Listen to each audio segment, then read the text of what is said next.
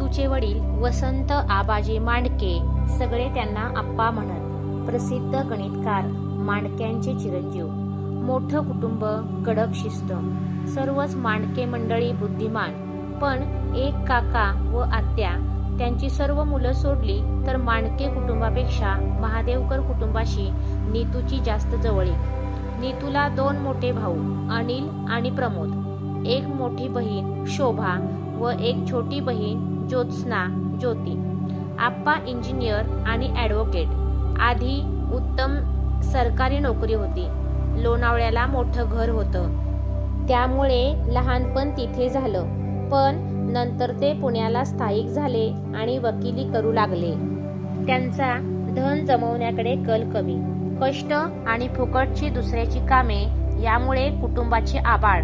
अत्यंत तापट स्वभाव, त्यामुळे मुलांची आईशी गट्टी. आईचे आईवडील माई आणि अण्णा महादेवकर. अण्णा सांगलीला मामलेदार होते. तिथे सुट्टीत 2 महिने मुलांना घेऊन आई जात. तिथे झालेले संस्कार पक्के. अण्णांचा नीतू विशेष लाडका. त्याला लंपशराव म्हणून पोटावर खेळवत गणपतीला घेऊन जात. माई तापट, पण अध्यात्म साधना यामध्ये विशेष प्रगती. त्यांना काही अंतप्रेरणा होत व विशेष ज्ञान लाभले होते. अधिकारी व्यक्ती असा सर्वांचा विश्वास. त्यांना विचारून त्यांच्या सल्ल्याने बऱ्याच गोष्टी केल्या जात. या सगळ्या मावश्या नीतूला आई समान वाटत.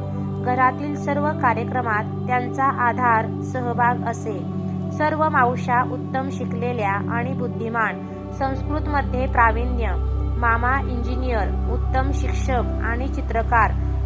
नीतू लहानपणी त्याच्याकडून चित्रकला शिकला. मामीही उच्च शिक्षित आणि शिक्षिका. नीतू हे सर्व काही अतिशय कौतुकाने सांगत होता. मोठा भाऊ अनिल शिक्षण करता करताच शिकवण्या करून पैसे मिळवून घरी मदत करू लागला. त्याच्यामुळे आम्ही शिकलो असा त्याच्याबद्दल नीतूच्या मनात आदर होता. अण्णा आणि माई महादेवकर त्याच्या दृष्टीनं संत महात्मे होते. सद्गुरू महर्षी न्यायरत्न धुंडीराज शास्त्री विनोद हे त्यांचे गुरु. त्यांना सगळे आप्पासाहेब म्हणत.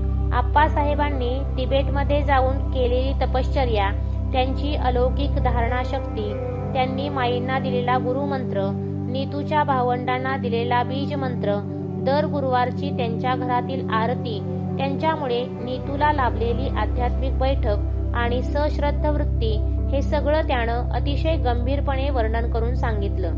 या सर्वांची नीतूच्या जीवनावर असाधारण पकड आहे हे मला त्यावेळी जाणवलं.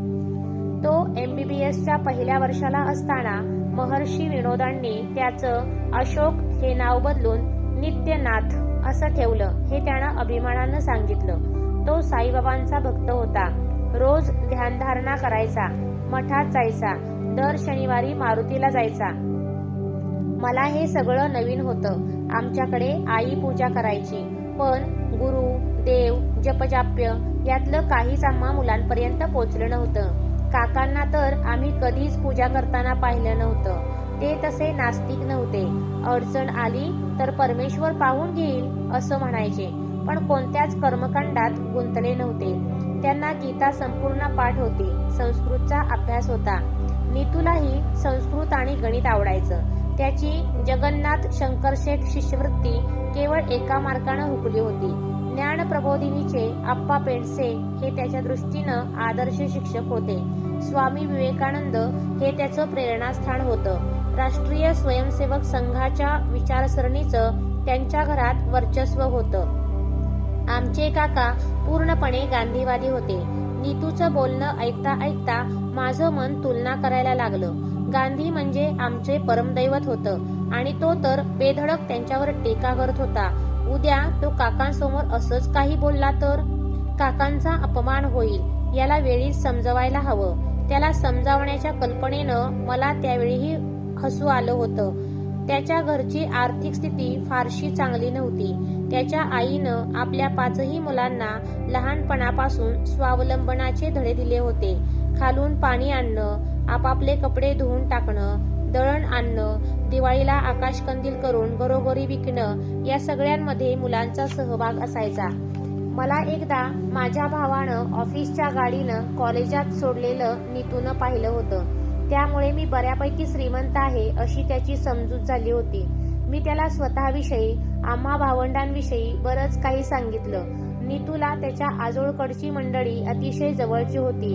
मामा, 4 मावशा, भावंड या सर्वांवर त्याचं अलोट प्रेम होतं. त्याच्या वडिलांच्या कुटुंबाकडून त्यांच्यावर अन्याय झाला होता. त्याबद्दलचे काही प्रसंग त्यानं सांगितले. क्षणभर वाटलं, नीतूच्या घरातल्या वातावरणाशी आपण कसं काय जुळवून घेणार. आम्ही पडळकर मंडळी त्यांच्या मानानं स्थितप्रज्ञच.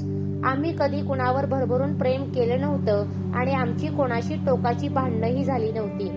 मी तुलना करत होते खरे, पण त्याच वेळी मनानं त्याच्या अजून जवळ जाऊन पोचले होते. त्याची सांगण्याची पद्धत ही अशी होती की ऐकताना त्याच्याबद्दलचं कौतुक आणि प्रेम मनात दाटून येत होतं. त्याला जन्माचा जोडीदार निवडण्यात आपण काहीही चूक केलेली नाही हे एकीकडे मनाला अधिकाधिक पटत चाललं होतं, पण दुसऱ्या क्षणी आपण घरी न सांगता हा निर्णय घेतला आहे ज्याबद्दलचा अपराधी भाव डोकं वर काढत होता.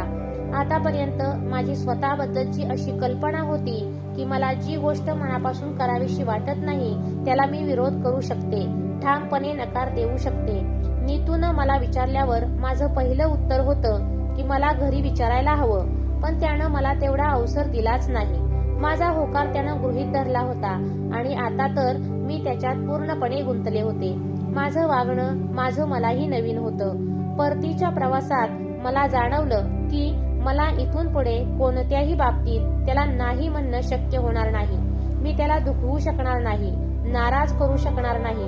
त्याच्या जबरदस्त व्यक्तिमत्वामध्ये मी पूर्णपणे विरघळून गेले होते. एका अर्थी ही संपूर्ण शरणागती होती. मनातली आंदोलनं मनातच राहिली होती.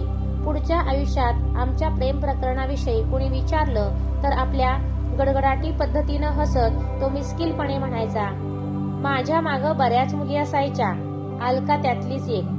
हे तो चेष्टेत म्हणायचा. त्यावर आक्षेप घेतला तर तो म्हणे, अरे तुम्हाला चेष्टा पण कळत नाही. पण त्यात दडलेलं वर्चस्व होतं, त्यामुळे खरं असण्याची शक्यता ऐकणाऱ्याला नाकारता येत नसे. बऱ्याच वेळा त्याचं असं चेष्टेचं बोलणं इतकं बेमालूम खरं वाटे की ऐकणारा चक्रावून जाई.